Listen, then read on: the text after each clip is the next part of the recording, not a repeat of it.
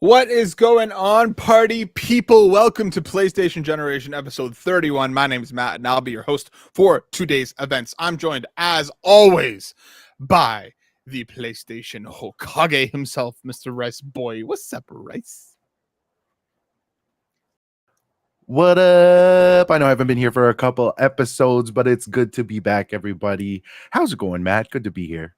We missed you, my dude. It is nice to have you back. We're ready to rock and throw down and do all things that we need to do, just like taking some advice from our own resident love guru. What's up, Denny?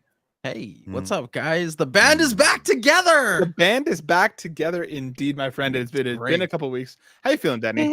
I'm good, man. It's been a hell of a week, but I'm surviving, and we're here. We're near the end. Let's get that energy going. You know, Surviving and thriving, dude. It has been a hell of a week. Near the end. I think that there's no. We're near the end. I don't think there's a better way to say than yeah. It's been a hell of a week. I'm sure across our personal lives, just things keeping us busy, but just also the world. There's been it's been a week. I hope everybody is well, and I hope everybody is doing what they need to take care of themselves and the ones around them. And Yes. hopefully all things will be okay with time. But do what you need to do, take care of yourselves. But on this week's episode of PlayStation Generation, we're going to be talking about some PS5 Pro. We're going to be talking about some Lego Horizon, and we're going to be talking about a whole bunch more. And we're going to play a little game towards the end of the show. Rice and Denny have no idea what they're in store for, but they will. I didn't find find out. guys. I have something to anybody who's been with me for a little while. They will feel some ghosts of echoes past. So please be excited and please stick around throughout the episode. Find out more as we hurtle towards the end. But before Let me tell you something. let me tell you something. Rice, I do want you to tell me something. I want you to tell me what you've been playing lately. What's been keeping you busy, my dude. So I've been playing a little bit of a guilty pleasure. I thought I wasn't gonna play right off the bat. Am I lagging, guys? Am I really lagging? You are lagging. You're a little laggy. We can hear you. It's just there's a bit of a delay, but you can keep rolling. Weird. Okay. Well, I have been playing a lot of Call of Duty Black Ops 6 Zombies. Like specifically zombies. So specifically. Yes, okay. I have for the original Black Ops Zombies. I kind of fell in love with that game mode. Spent a lot of time, invested a lot of time into that game mode, and yeah, this iteration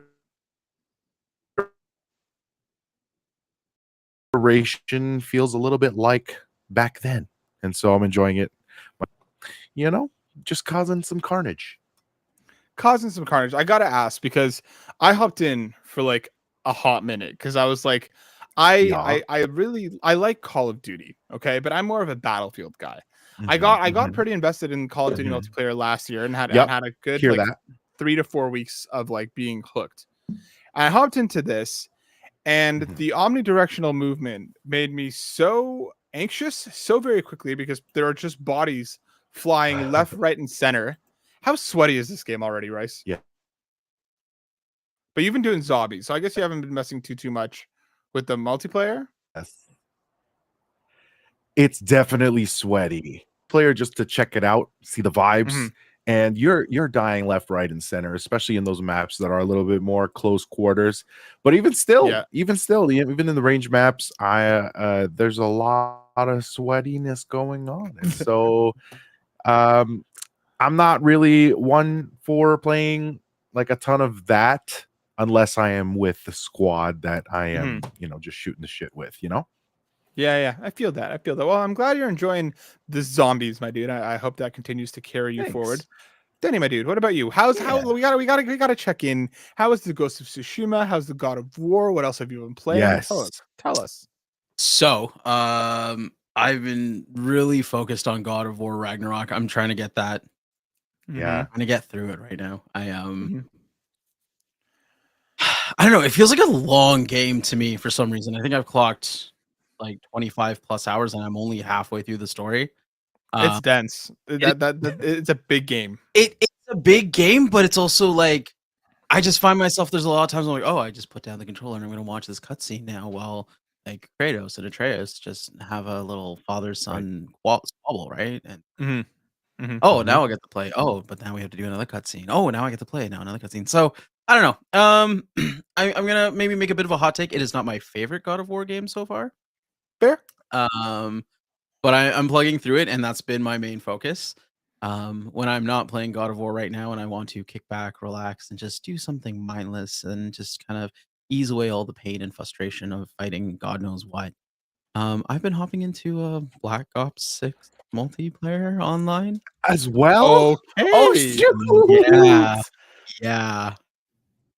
You know what? All right. Full admission, it's free on Game Pass. Hold on. Did you say for something more fun and for more relaxing, more turn off your brain, and then you lead with multiplayer in Black Ops? Yeah, that's not true. Yeah. So here's the thing. Sometimes I get easily frustrated or very competitive, but 9 times out of 10, I'll just sit there and I'll wander around. I'll pop a few people and then I get hit back and then but it's okay. It's just I don't know. It's just I can just do it second nature. Why do I feel like Denny is like low key like a COD god? And No, he's just no. He's kind of like flexing Probably right now. He's like, I you am know what a I mean? COD slob. Let's get that right here, okay? Like I am the worst. My KD's probably like -7 or something. 300. No, not at all. Like the first few rounds, like honestly, getting used to the movement and just Black Ops was the one game as well for me that I really played a lot of multiplayer on. Modern Warfare, I was really invested in the campaign, but Black Ops is the one that I actually went and got like prestige and everything for the first time. So Black Ops multiplayer kind of has a little bit of a grip on me. COD slob. So I hopped in and the first few games I did, I was like, all right, whatever. I'm obviously playing against people who just signed on as well to play, so I'm okay. And then now that it's getting progressively higher, for the record, I'm only like rank 10. It's getting harder. Out of 10. No, just 10. I'm ranked 10. I'm not that great, and I am starting to see kind of just like, yes, people know this map too well. Their movement techniques are just way too good. People are sliding and slipping and backflipping all over the place and like still killing me like 3 shots, and I'm like sitting there like, wait, where do you? Oh, I'm dead. But you know what? It's fun. It just eases the soul a little bit. I don't mind. I play like maybe a round before bed, and then I'm just like, eases the soul. I don't think I've ever heard anyone describe Call of Duty with the words verbatim eases the soul. No, I don't know. Just me. I'm happy it's doing it for you, Denny. I'm truly am stoked for you that your soul is eased by getting. Well, you know what? Again, he's stomping left, right, and center. All these 10-year-olds that are on, watch out. COD God Denny is out here. All you baby seals, he's got the club, so don't worry. Right. Denny's making waves. Well, I'm glad you've been enjoying that. Let's go. As for myself, guys, I've been going down the Silent Hill 2 rabbit hole. It got me. And I am fucking terrified. This game is so scary. I think over the last couple of years I've been like wading into like the horror genre. Resident Evil 4 I played back in the day on the GameCube, so like I knew I was going to enjoy that. So when that remake hit, I was like, I'm in. I played it and I loved it. Alan Wake, and then like Alan Wake 2, the hype around it like brought me in so deep that like I was like, okay, I fell in love with that game too. And Silent Hill 2 was like a game that I had never really anticipated dealing with or playing. And the reviews got me, and I have to say, it is one of the most satisfying experiences that I've had this year. I'm very happy to hear that.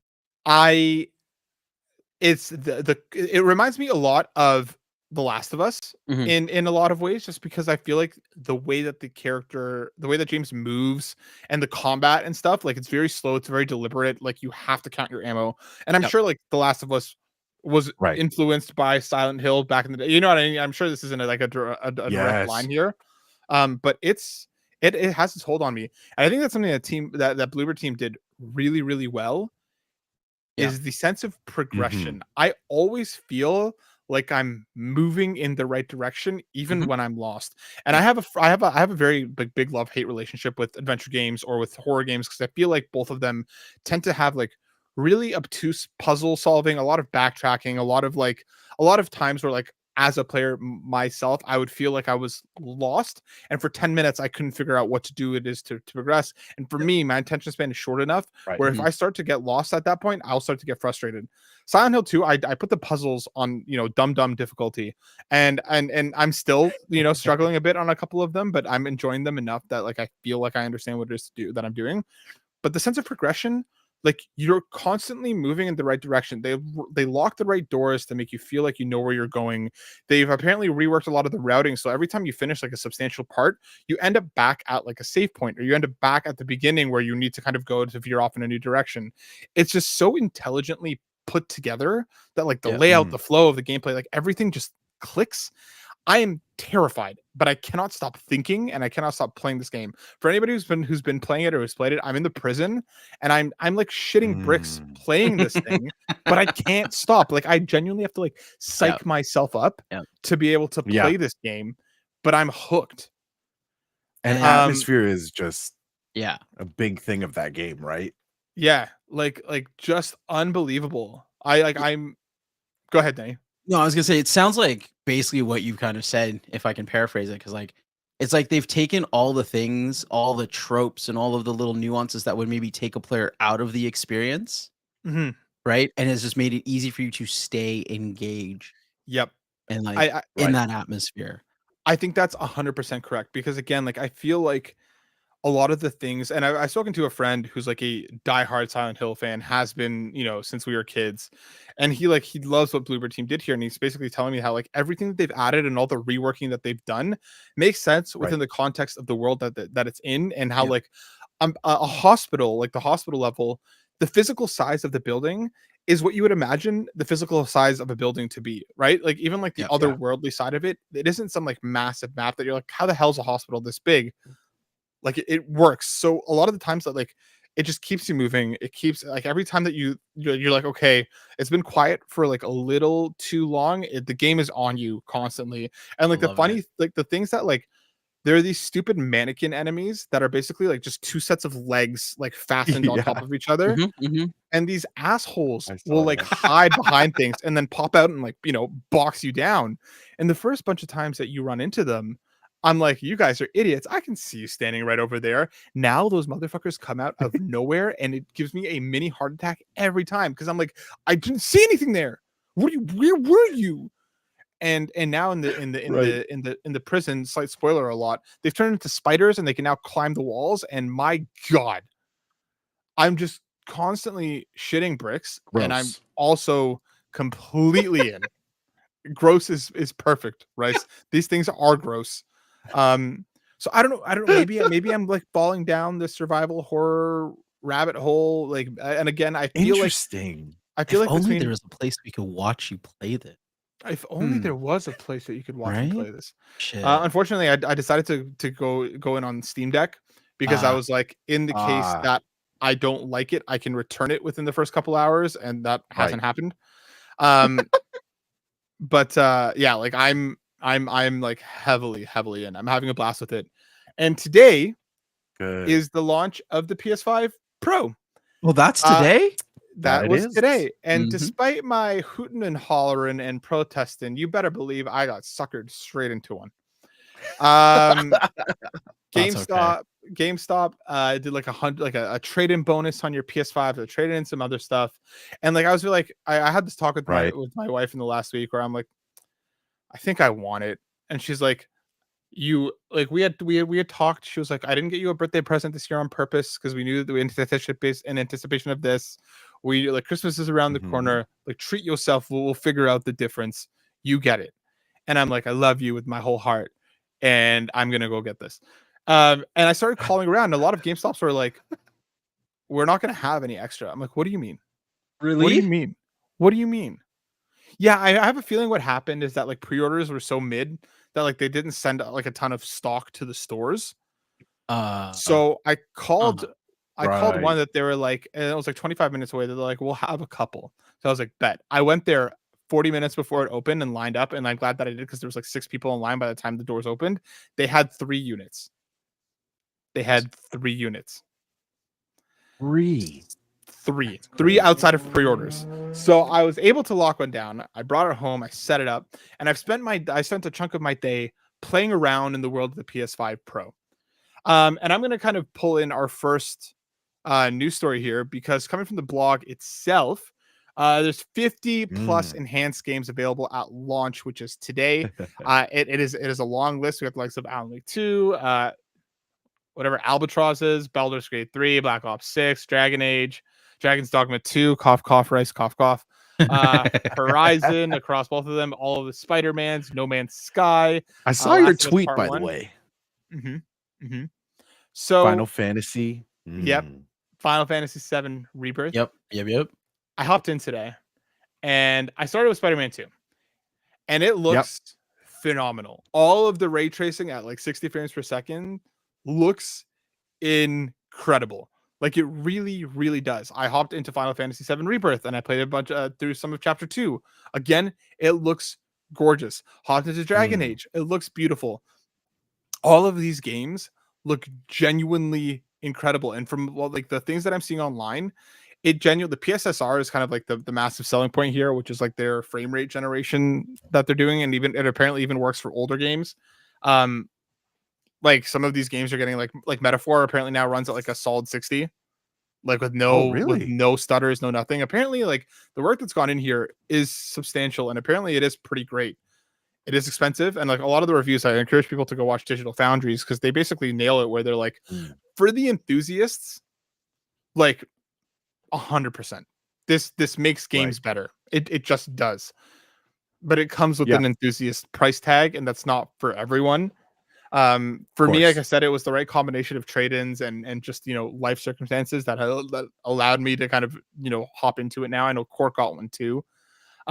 So I'm really enjoying my time with it. He said he wasn't going to. He said he wasn't going to. I'm telling you, man, like these were like the FOMO into these things. And like it's also smaller than I anticipated. I still had like my chunky OG PS5, and I'm pretty sure it's smaller. Or at least it feels smaller. It should be. It should be like a little bit bigger than the PS5 Slim, but smaller than the standard, like the OG PS5. Yeah, exactly. So like I think for anybody who, especially for myself, like most of the games I buy are digital. I have a TV that I'm happy with that can do a lot of the things that the system can do. It checks a lot of boxes for me that like I'm also like future proof for the next little while until the inevitable PS6. So like I'm happy with it. And like I'm gonna pull in just a couple more things here because Baldur's Gate got a patch. It wasn't confirmed until like pretty much today, but they dropped it. Quality mode is going to run at native 4K with 30 frames. Performance mode goes from 1440 to 2160, 60 frames per second. Act 3 apparently does still struggle a bit, but Act 3 struggles with Baldur's Gate 3 no matter where you're playing it. Right. No Man's Sky got a huge update that now adds like cross save stuff, and apparently on PS5 Pro it's hitting like 80 or 100 frames per second. Like there's things that like now people are diving in that a lot of the older games just run like crazy numbers. So I'm very happy so far. I'm excited to keep playing with it and seeing how it feels. I need to ask both of you, like now that the reviews are hitting, now that the stories are coming out, now that we're seeing kind of what this thing can do, is it a never? Is it a maybe? If it a maybe sale? Is it okay? Maybe I am starting to lean. Like where are you both at when it comes to the PS5 Pro? And Danny, I'll start with you. And be honest, there's no shame here. Look at that. I may have done a thing. Stop. I didn't get.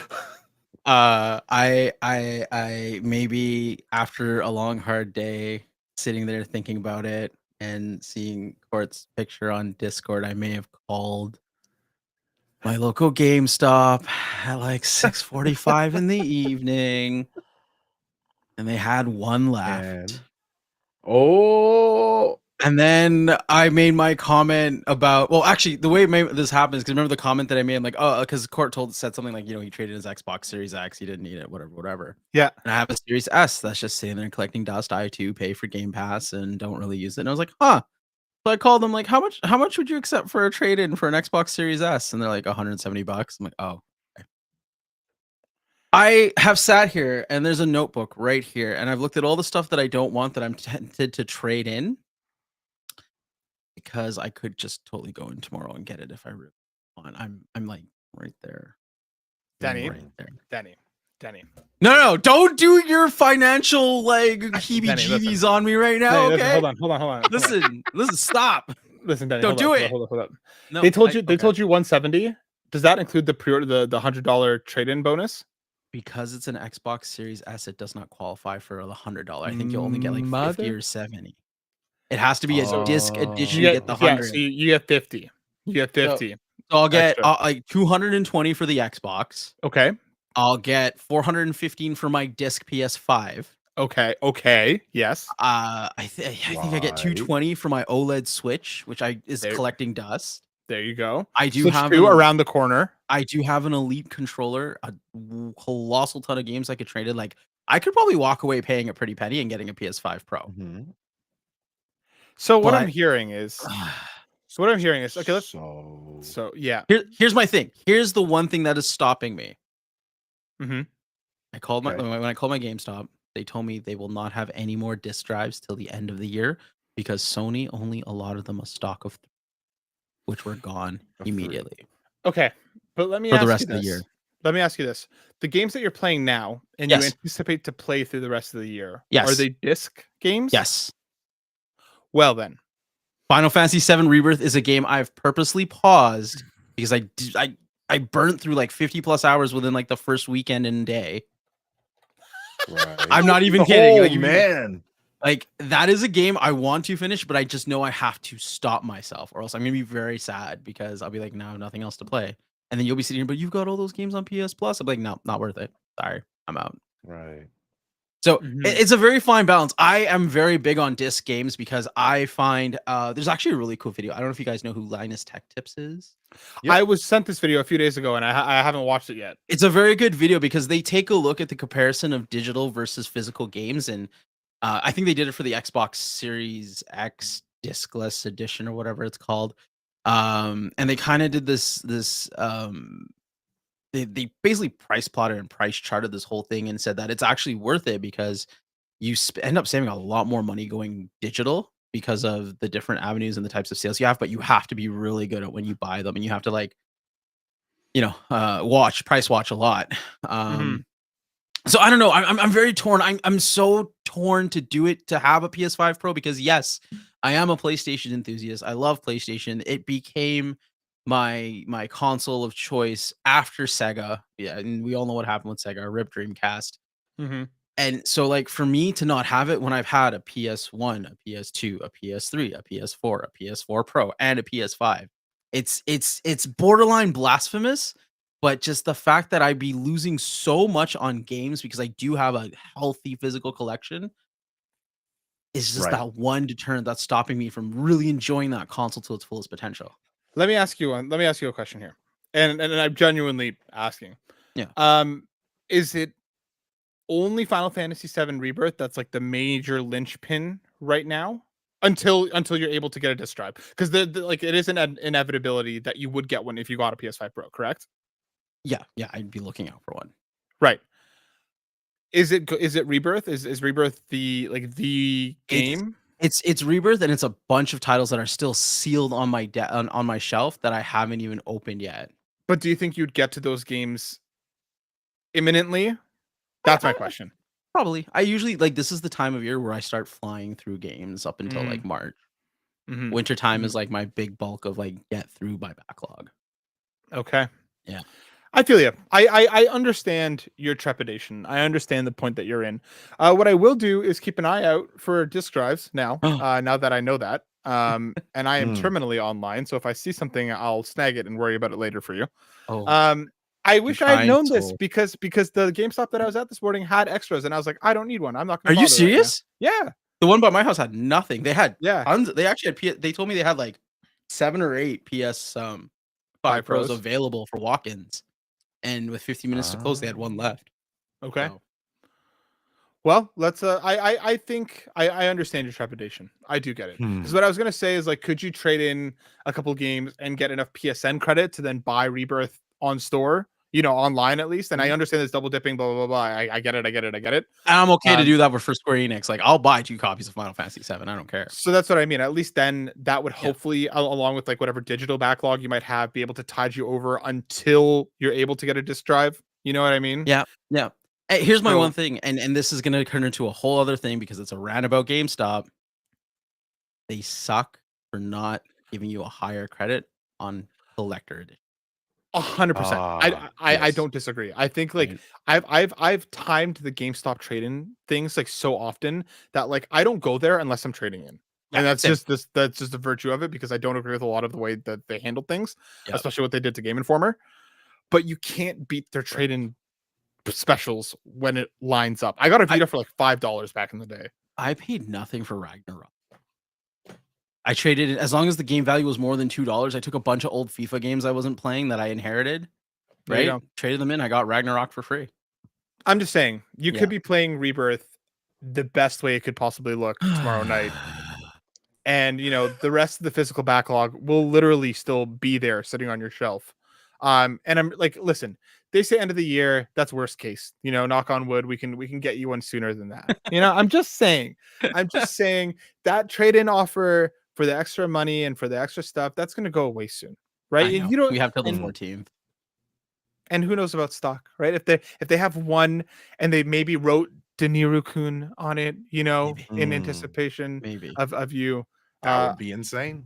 Please let us know. Please let us know tomorrow, Denny, because I need to know. And I hope I get a message from you tomorrow being like, I fucking did it. Whoops.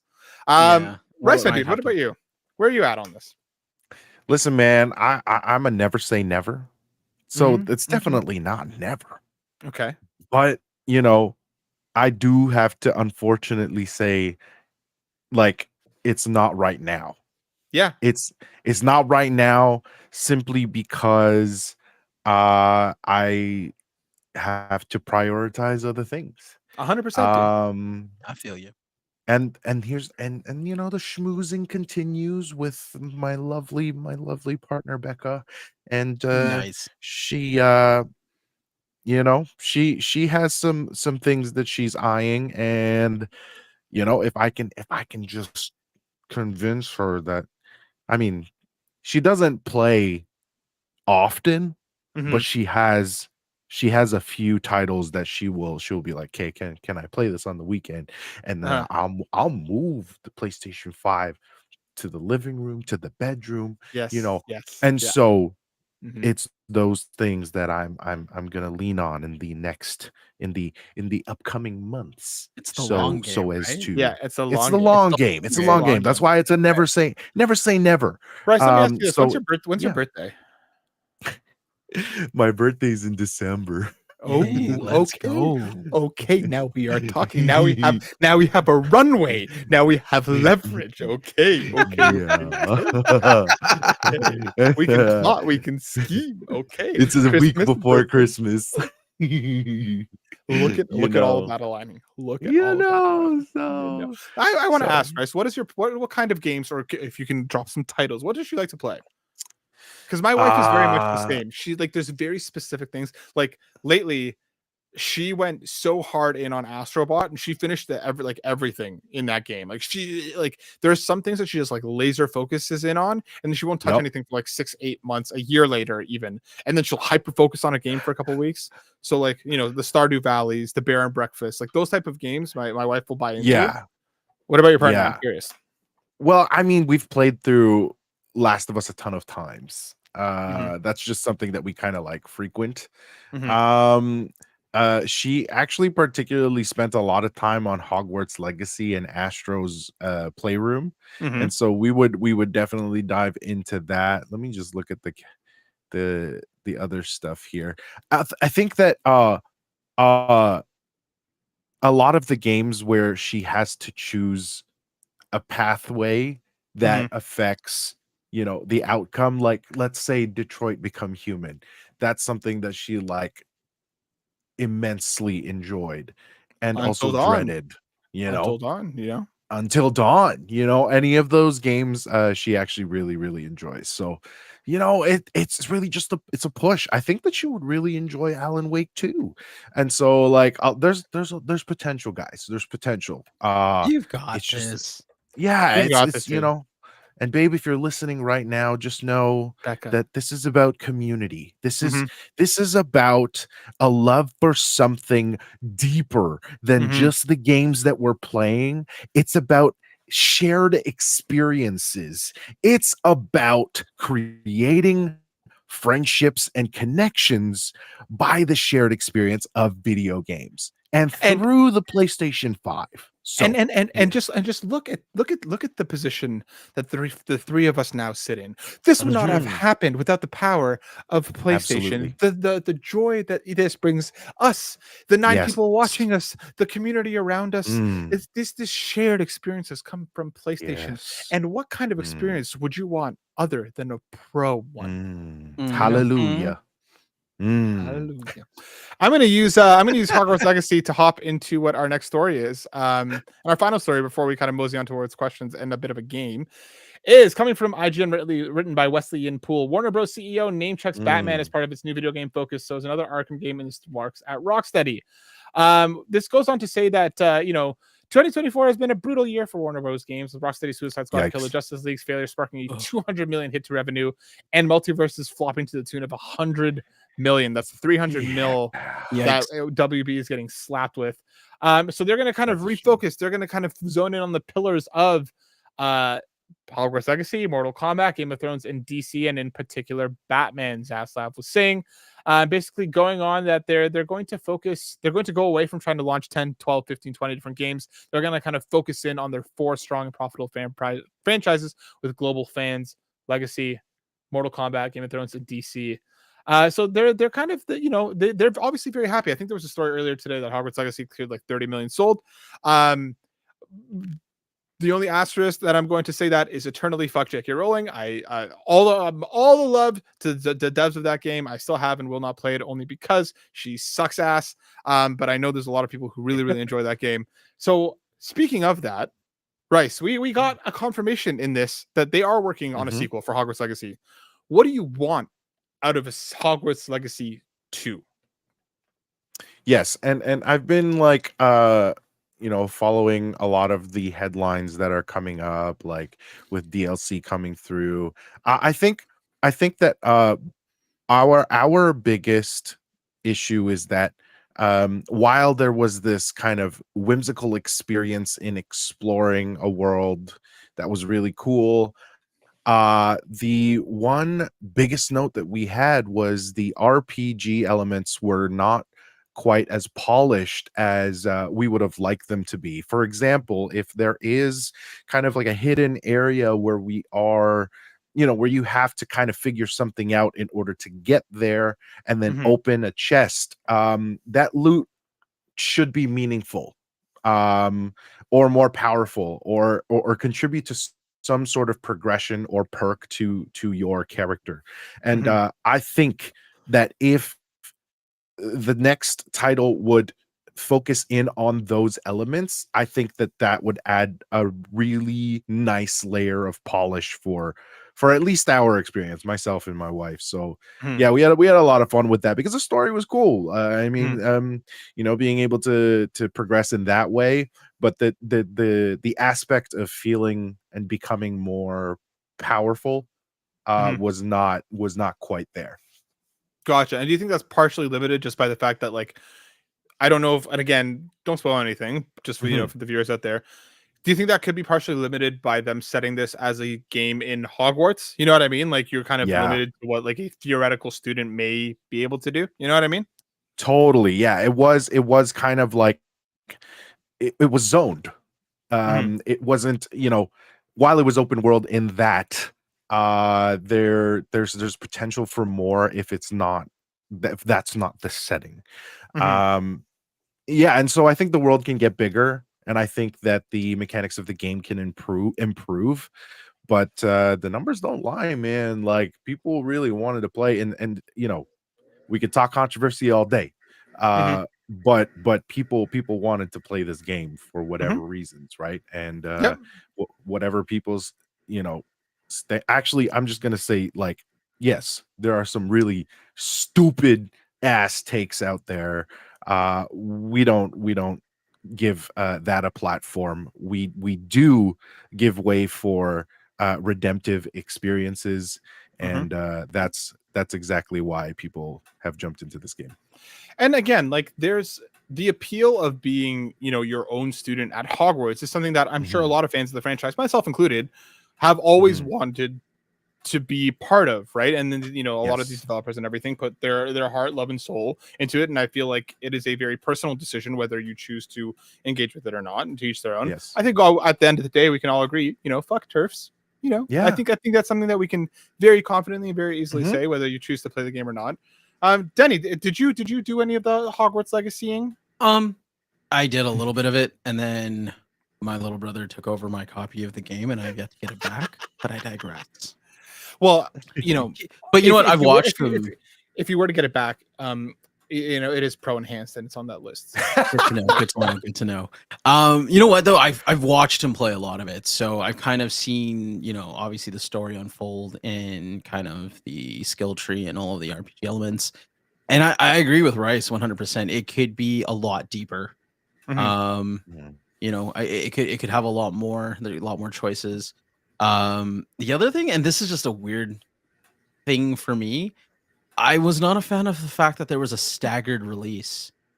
Okay. So, you know, it came out Switch like way later, right? So the funny thing is literally it came out a year ago for the Switch, but I think it came out really early in 2023 for like PS5. Right. And that kind of sucks because I have friends that I would want to talk about this game. I have friends who are very excited for this game, but their platform of choice is the Switch. So it became a very interesting talking point where the hype was all up here at the beginning of the year. And then obviously, like with a lot of games, it tapers down as the year progresses. But then like for those people who've been waiting for it and are excited about it, are talking about it, and we're just kind of like, we've already had this experience like a year ago. What are you talking about? Yeah. So for me, just to have that discourse around the game and, you know, being able to share that experience, since we're talking about experiences so much today, to share that experience, everyone on an agnostic, like regardless of platform, to me is super important. And I'd love to see that. Like, I'd love to see that because I don't know why. Like, I don't understand why, if you guys are working on this game, like, was it just time to port down? Was that really what you need the extra months for? Maybe, but why not do that simultaneously? If you see how successful the game is done, maybe you have the budget to do that now. One would hope that like the theoretical Switch 2 would be not like a massive power difference anymore. You know what I mean? Like I'm sure it'll be close enough now where, like, you know, we've seen Mortal Kombat running on the Switch and that looks like literal potatoes, you know, swinging at each other. So like hopefully now that there is a successor not too far out, a theoretical Legacy, Hogwarts Legacy 2 would launch day and date across, you know. So hopefully, you know, your friends who do play in that ecosystem will be able to kind of hop in day and date in the future. Here's hoping. Yeah. Here's hoping. I also forgot to bring up Lego Horizon Adventures. Shout out PlayStation Canada. I have my copy. I'm only able to talk about the first hour thus far. The full review will be up next week. But we had Kofi on a couple of weeks back talking about it, and what he said very much rings true. It's Horizon, but it's Lego. Like the humor is there. The cuteness is there. The first chapter is very much like what my only kind of issue with it, because I think that the combat's actually quite fun. I think the world is gorgeous. Like they really nailed that like really dense forest horizon look, like with everything is Lego. Even the water looks like Lego. I've been playing co-op with my wife, and we've been enjoying it. Like the fights are genuinely pretty fun. Is that like, at least in the first chapter from what I had played, the environments are pretty samey. Like each one of the dense forest levels looks like a dense forest level that you just played through in another dense forest level. So I'm just hoping that there's more variation in it and its environments as the game progresses. But yeah, I think for like anybody who's looking for like a fun, speaking of the Switch, a family friendly game that you can play there this fall. I think it works if you're looking for that Lego humor. if you're looking for, like I think that this game is being teed up in a really interesting way. And I'm actually going to bring in one of our questions because Jaden Rose writes in, "What's up, Jaden? We always appreciate your community and your questions. You're one of the best." Not sure if this question has been asked before, but in light of Lego Horizon, what other PlayStation IP would you love to see Legoified? I personally would love to see a Lego Devil May Cry and The Last of Us. In your opinion? So he has a second question, which they have a second question that we'll bench for a second. What other property do you want to see given the Lego treatment? PlayStation property. Ghost. Ooh. Did you both just say Ghost at the same time? No, I said oh. I was like, did you guys just sync up like that? God damn. Ghost. Okay, tell me more, Rice. Yeah, man. I just love the Ghost franchise. I'm just wanting to champion Sucker Punch and everything that they're doing. And I would love, to see sword combat in Lego form. And so I also think that was a beautiful game in terms of landscapes and so anything that can be Legofied in that and be beautiful. I don't know. I would love that. Can you imagine like a Lego Kurosawa mode? You know what I mean? Where like everything is like the black and white shades of gray. How funny that so would good. look. I think Ghost would be really good. Cool. My personal answer is actually God of War. I think spoilers for Astrobot. The God of War level in that showed me that I was like, this isn't like too far away from what a Lego version of this IP could theoretically look like. Again, especially if they bring in the co-op, the multiple players, like the God of War throwing and catching of the axe. I think a Lego God of War, similarly, like you were saying, Rice, to Ghost, has the different like landscapes, has the different realms where like they could do so much with it that like I think could be really, really dope. I would play a Lego God of War day any day of the week, especially because again, like one of my favorite things about Lego Horizon so far is that like Aloy is a much more playful and bright character. Because again, she's a much more silly character in Lego Horizons, but seeing that done to Kratos, where I think they would probably play up on his gruffiness in a kind of cutesy way. I'd be angry all the time. I'm saying, you'd be like, I just want to put you on my shoulder and carry you around, little Kratos. But what do you think? What do you think, Denny? Okay, first of all, Lego God of War would be hilarious because I can imagine Kratos ripping the head off someone and just going like, exactly. Exactly. My instant reaction and my instant thought for franchise, and I now know why, is Uncharted, a Lego Uncharted. But now I'm thinking that might be a bit of a cop out because that'd just be too similar to like Lego Indiana Jones. I think you could do enough with it. I think you could do enough. I think you could, and I think it'd be fun. You just have some quirkiness. I'd love to see a Lego Sully, honestly. Yes. Sully mustache and Lego form. Right. I would also see them love to like dig into the well a little bit more. Like give us Ratchet and Clank, give us like Sly Cooper. You know what I mean? Some of these more like especially with Sly and like even like Jack and Daxter, some of these more like benched IPs brought back in like a really fun Lego way, I think could really kind of hit the mark. Matt, Shadow of Colossus, PlayStation All-Stars Battle Royale Lego Edition. Don't even get me started. Don't even get me started. Are you kidding me? A Lego PlayStation All-Stars Battle Royale just to make that name even longer? 100%. I'd be there day zero. I would be camped out of PlayStation HQ waiting for my code, theoretically, if I were lucky enough to continue to get them at that time. Give me that. And I think, Jaden, to your point, Lego The Last of Us could also be really cute if they kind of play with it. Because they, like if they're really like extrapolate that story into some ridiculous ways, I think that would work. And Devil May Cry. Can you just imagine you take the enemy up in the air for a combo and you're like slicing them all these fast swords and they just go similarly to the head pulling off, they just go and like they just all the limbs go flying off and they just kind of descend into it. I think spectacular. Yeah, exactly. The combo marker going off on the side. Jeez. And Jaden's second question, in your opinion, who is the target audience for the PS5 Pro? Yeah, we said that. We did. We mentioned you suckers. Enthusiasts. Yeah, enthusiasts. That's what I meant to say. People who have the tech to back this stuff up, who have the TVs, who have the money, who are just looking to get the best version of whatever game that they're playing. That's what it's for. Power users. Power users, exactly. Power bottoms. Ed Barnell from the Boss Rush Network at That Retro Code writes in saying, do you think Astrobot could receive a lot of nominations for the Game Awards? Do you think it can beat Nintendo for family game? Lol. And then he has another question that I'll couch for a second as well. Do we think Astrobot's gonna do well at the Game Awards this year? I hope it does.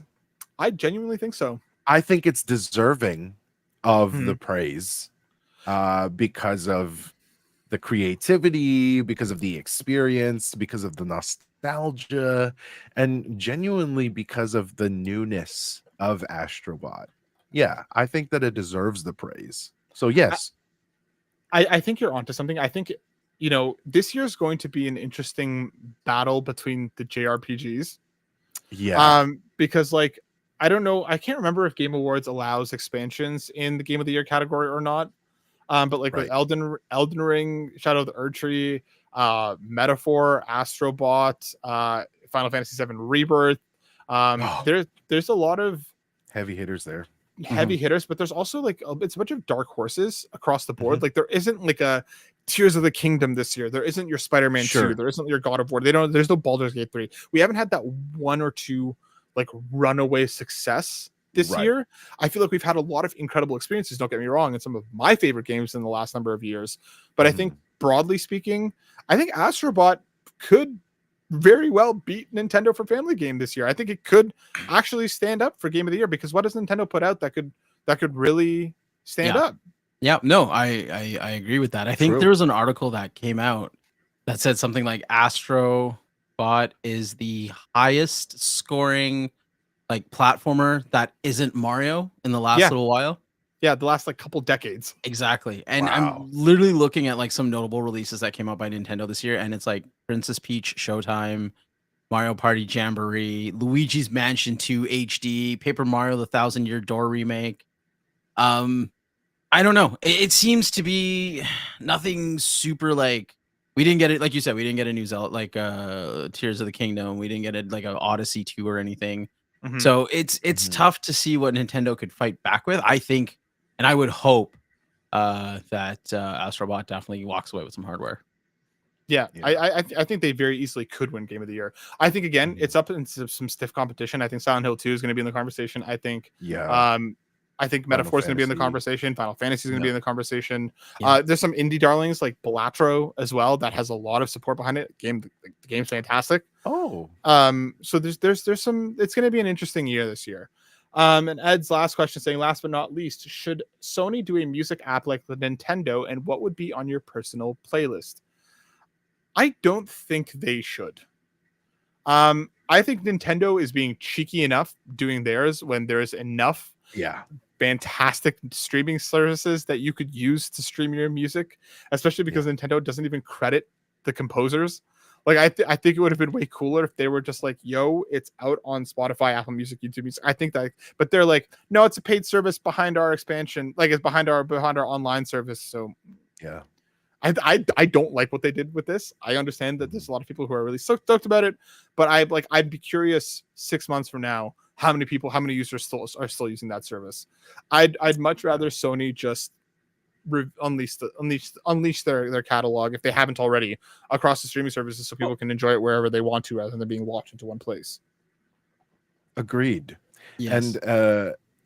And and like you said, the credits, I don't know, for people like myself who actually I look through video game music, and I look through that stuff through my streaming service of choice, and I do look up those credits, and so for that to not be included is a real big bummer.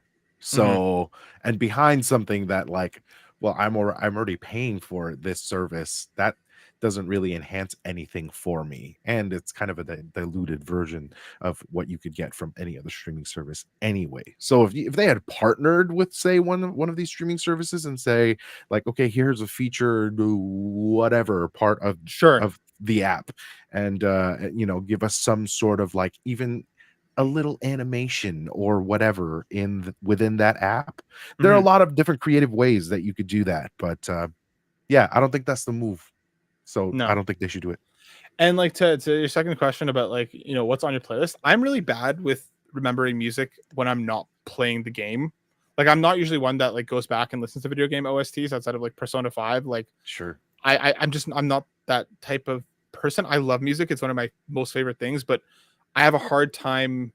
I don't really remember music from games. I remember more about like what I'm playing or like the story moments more so than the music. So um that's a hard one for me to answer, but both of you, like Denny, what do you think about this question? I don't like Tell the me. idea. I think it's dumb. Like, I mean, just, you know what? Things like this to essentially do something like a paywall is a little ridiculous. You know, people already, I'm sure you can find your music, this music on other platforms, or heck, you could probably just go on YouTube and look for Animal Crossing or something and find the music you want to listen to. Mhm. So, I mean, it's great to have it in one central location, but you know, again, to just use it as a bargaining chip to get people to buy the expansion, the online Switch expansion, I don't. So It's I not think my I thing. think I don't know if it's expansion or if it's just base NSO, but Oh, regardless, you have to pay for it, like yeah, for it to have on through online. So I exactly. do want to clarify that I may have misspoke because I'm not an NSO subscriber anymore. Because Mhm, similarly, my Switch is gathering dust, waiting for the Switch too. mhm. But yeah, any tracks that would come to mind for either one of you that you would put on a playlist? The Last of Us by Yes, Gustavo. 100%. Yeah. I have been playing that on guitar for years, and I've been meaning to actually record a cover myself. But that has been living in my like musical repertoire for guitar for years.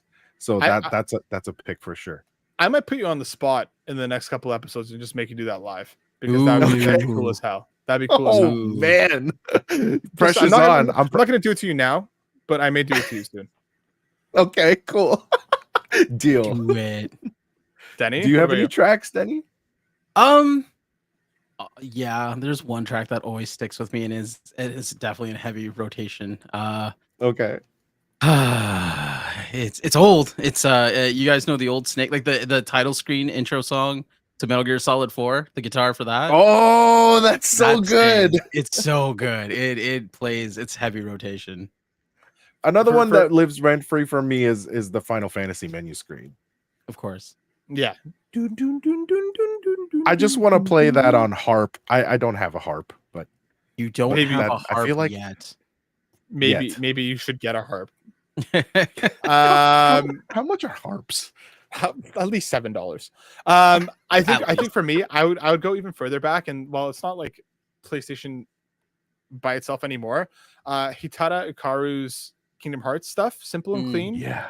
Yeah, yeah. Oh yeah. Simple and clean, and I'm So blanking good. on the other one that I'm killing myself right now trying to remember because I Mhm. actually like the other one more, and now I can't remember the name of it for the life of me. One for Kingdom Hearts 2. Hold on, Kingdom Hearts 2 song. Sanctuary like is one of those That's songs that has like ooh, just stayed in the back of my mind. Like it's always playing just at a softer volume in the back of my head. I love that track immensely. yes. Jaden Rose in the chat, Detroit Become Human has such a beautiful soundtrack in my opinion. 100%. The game sounds Agreed. fantastic. There's so much fantastic music out there. So many good noises. Death Um, Stranding. Death Stranding, Mm-hmm. bangers after banger. Amazing. Talk about music that like genuinely did stay with me because like being in that moment, the music was such a central part of that. Yes. Good stuff, guys. Excuse me. We're gonna end this week's show with a little game, Okay. and I want you to tell me right now. Do you want to team up or do you want to 1v1? Because I would prefer. I think you guys should 1v1. But if you would rather team up, I understand. But I think Yeah, let's 1v1 would be more 1v1. fun. What are we All right, doing? why not? Sure. I need each one of your left. No. I have Left back what? back in the day. I hosted a podcast called the Burnout Brighter Podcast, and one of my co-hosts came up with a game that always stuck with me because of just how much fun and ridiculous it was. This is a game. So shout out to Darren. This was his idea back in the day, and I've just kept it going throughout the years. This is a game called Lover or Fighter. Okay. Lover or fighter. Okay. I'm going to give you a name. Yep. And you have to tell me Do you think that is a fighting game character or an adult film star? Okay, Okay. this is great. We're gonna run through a list of 10. I'm gonna get all your answers and then we'll run it back and I'll reveal them and we'll see who among you will be the lover or fighter guru. Okay. I want you guys to decide among you who's gonna go first. I'm gonna give you the name. Okay, you're gonna go first. We'll rotate. We'll go back and forth. So Denny, Sure. Rex will go first one. Denny will first on the second one. The first person, Yes. Kula Diamond. Kula Diamond. Is that a fighting game character or an adult film star? An adult film star. I'm just recording answers. Yep. Okay. Denny? I'll go fighting game character. Okay. The second character, Austin Wolf. And Denny, that's on you. Fighting game character. Okay. Rice? I can choose the same answer, right? You can choose the same one. Yeah. You're not fighting. Choose the other. Okay. Got it.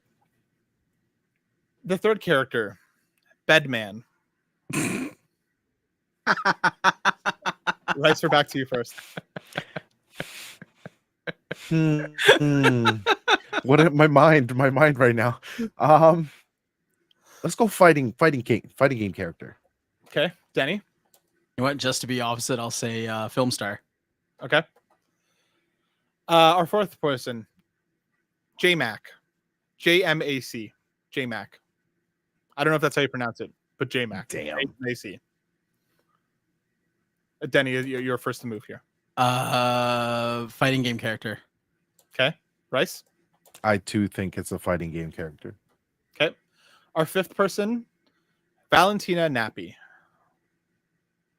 Valentina Nappy. Damn it. Film. Okay. Denny? Yeah, I'll do the same film. Okay. Our sixth character, Angus McGregor.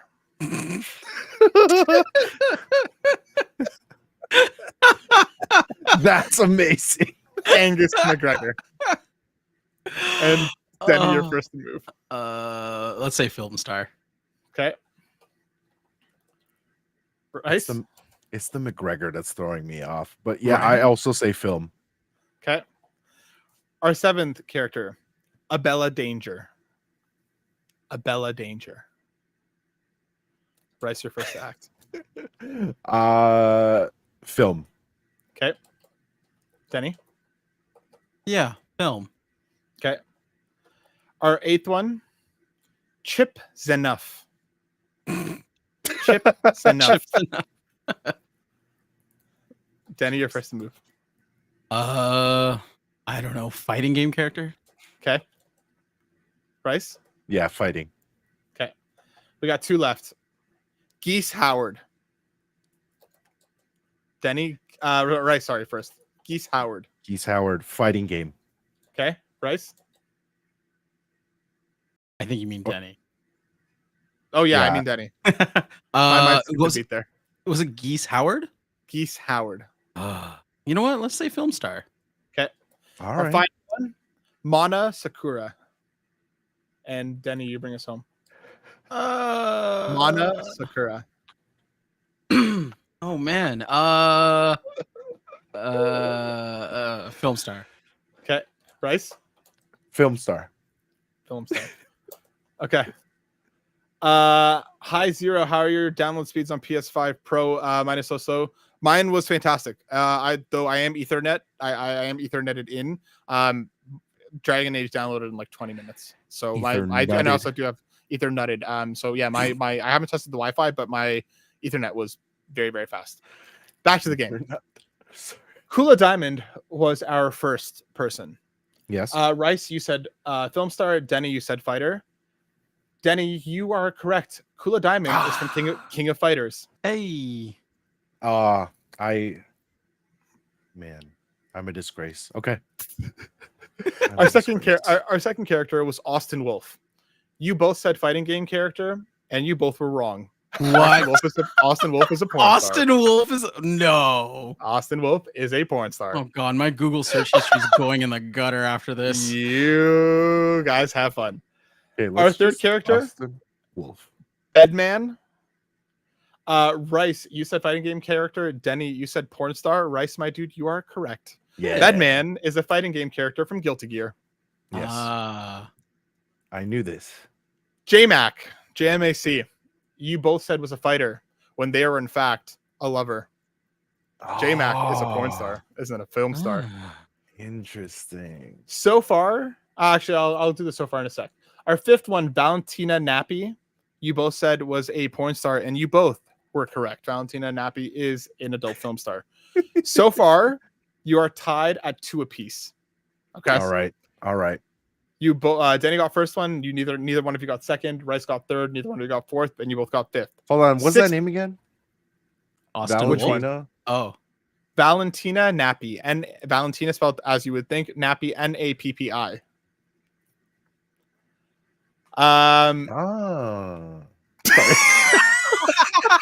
I love how Rice is doing this live right now. Our sixth character, Angus McGregor.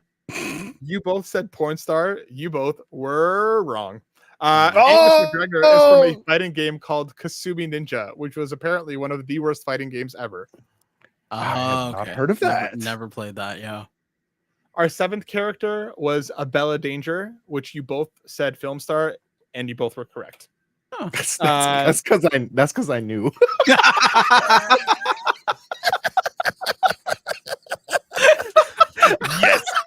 Yes, this is exactly what I was hoping